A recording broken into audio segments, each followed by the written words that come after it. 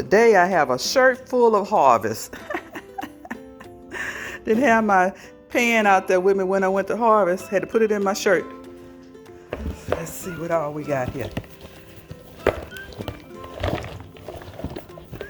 little bit of everything here.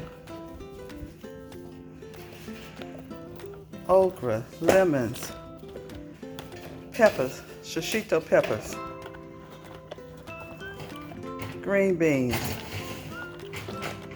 bell peppers. Okay. Look at this big old lemon. Had to bring this in and let it turn yellow on the inside here.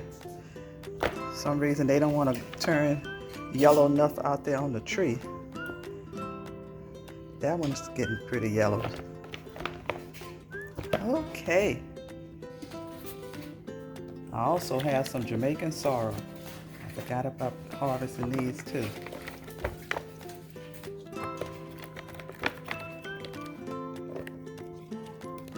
Okay.